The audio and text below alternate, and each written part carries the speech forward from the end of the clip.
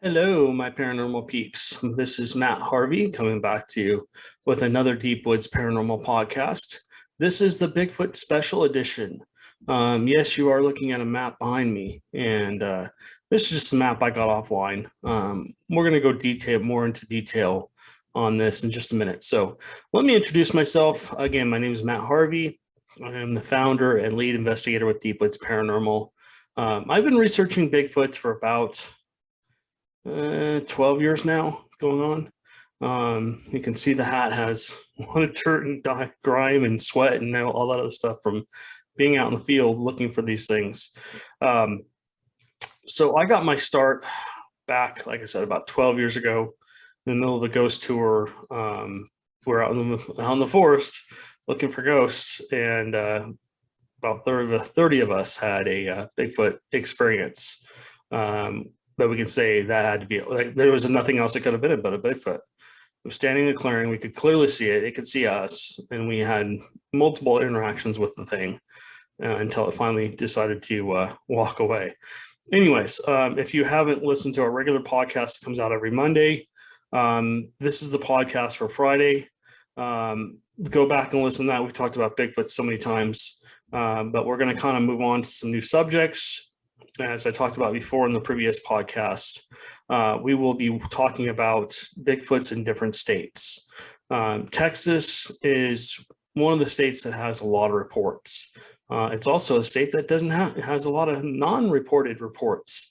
The more I meet people out here, the more I kind of interact with people and they introduce me to other people, the more I'm hearing, oh yeah, I've seen a Bigfoot. It's like, did you report it? No. They're afraid of being ridiculed. It's really sad, and I feel sad for those people that they feel like if they report seeing a Bigfoot, they're essentially going to be made fun of or whatever.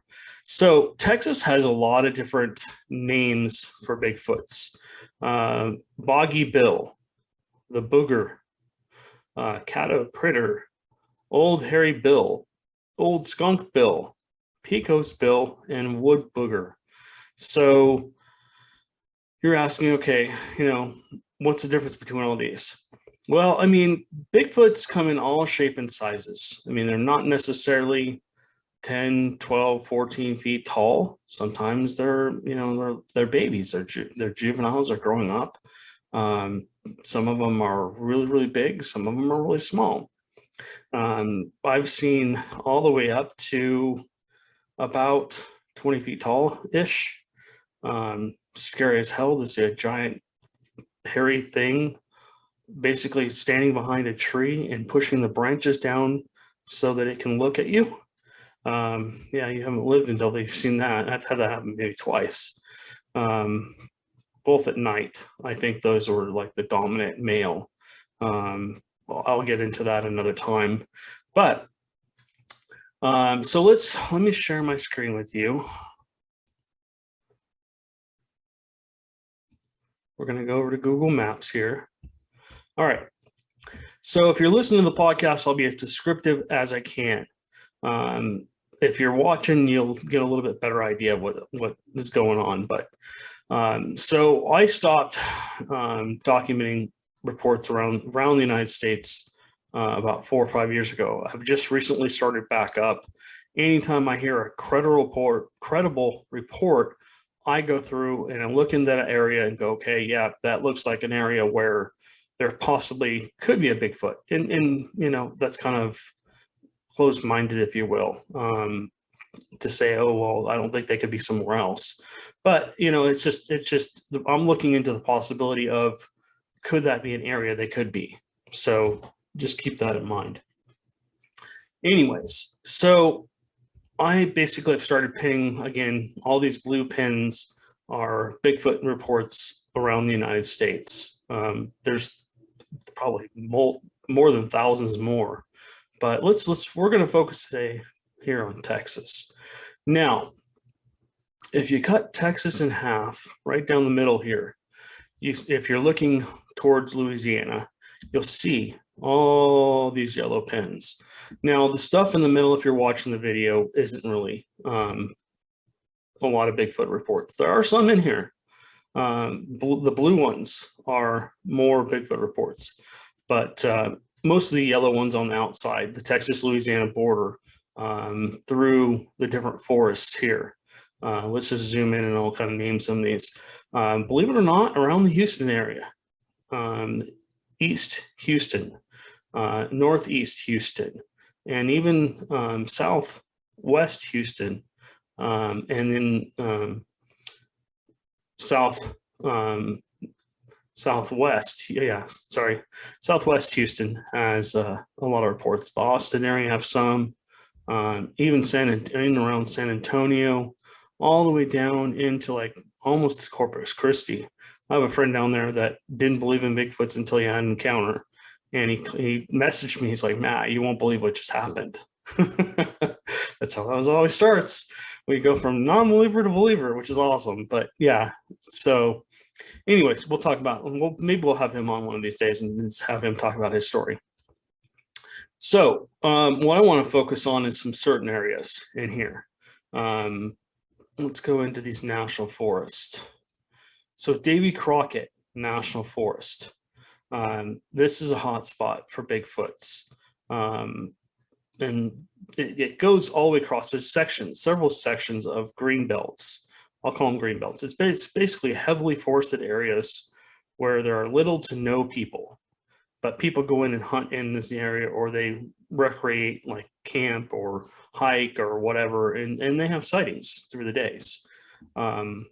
If you listen to the reports, about 90% of reports are actually of people seeing them crossing roads, and they're always 6 to about 10 feet tall. They always report them basically looking like a male. And I believe what happens is that if you're watching this, you can see all the little blue dots. So, these are just places people have possibly seen them. But if you look in these areas, these green belts here, through these forests, like the Davy Crockett National Forest, they have clusters of reports in certain areas. So I'll get into this more detail later. This podcast is only going to be about 10 to 15 minutes, and I'm already at almost 8 minutes. So anyways, this is, like I said, this is going to be a shorter podcast. And so I'm just trying to really get this done. But if you come in here, you can see the different areas that they're in. People ask me all the time, what makes a good Bigfoot location? Let's switch this over to a different view. Let's see, terrain. Let's add some features to this. Oh, here we go, satellite. That's what I want to see. I don't want to see the roadways. Okay, let's review. Okay, so this gives you a little bit better idea. Let's zoom in on here. Let me go back to finding. Here we go. Davy Crockett National Forest. So I'll just name some cities, and people, please don't go into these cities and start asking people if they've had Bigfoot sightings. Here's a road crossing. This happened on a little dirt road off of a main highway. It's called Trinity County, and essentially someone saw a Bigfoot cross the road. Now, if you're looking at this, you can see, I'm going to zoom back out. You can see how much forest is in here. And this looks small, but it's huge. It's lots and lots and lots of acreage. I mean, miles and miles of forest. Probably most of it is uncharted. Basically, nobody probably goes into these thicket areas. So they're very secluded. And basically, the Bigfoots can go in here and hunt for deer, hunt for food, forage, do whatever they do, bed down, and nobody's gonna even know that they're there. But why did this Bigfoot cross this road down here in Trinity County? Now, this is off the 588 and crosses onto, like, tees into the 3154. So why would a Bigfoot be here? There's a house right here, right next door, but what's this? Oh, it's a water source. Now, if I zoom back out, do you guys see? I don't see any other water sources anywhere near this area. So now that doesn't mean there's a Bigfoot living in this area, Well, but that could mean is that, hey, it's crossing a territory. It's moving up, because you see the other reports. There's one down here in Goverton, and then just down south of that, there's another Bigfoot report. And then if you go up towards Corrigan, and then go straight back up north to DeBall, there's more Bigfoot sightings. And then if you keep crossing across here to Zavala, there's more Bigfoot sightings. One of these days, if I had more time, I would take out the measuring tool and start measuring the distance between these. But you can see the cluster here. I mean, a report here, a report here, a report, a report, a report, a report, a report, a report. And what's that heading to? So what's out here? What is this? This is a big lake. Sam Rayborn. Okay, so we got a big lake out here. And guess what? It's very forested. Yeah, upland island wilderness. So you got a wilderness area, a huge wilderness area right next to a lake. And guess where all the Bigfoot sightings are? In this area. I would have to imagine, we'll have to do some more research on these, but I would have to imagine that there are tons of deer in here. Deer and other food sources that these guys can go after. Now, again, you got to take all this with a grain of salt. I mean, I always say, if you haven't had your own encounter that you can say that couldn't have been anything else but, and you can put that to anything, not just Bigfoot, then basically, you really need to go have your own encounter. So I don't expect anybody to believe in Bigfoot until they've had their own encounter, really. But yeah, Bookend Springs recreational area. There's definitely been sightings in this area. I remember talking to a witness about it. And then you got Boykin Springs Lake. It's upside down, it's hard to read. There's been sightings over in this area, and look how thick all this forested area is. I mean, a Bigfoot could easily hide in a small area in here. You would never even know they were there, especially if they didn't want you to. But yeah, I mean, just take a look at all this. I mean, there's so many different areas they could be hiding in. So we didn't really get into names, but this is the start. We're going to start with this, and then the next time we'll come on and we'll talk about where the Boggy Bill creature lives, if we can find it.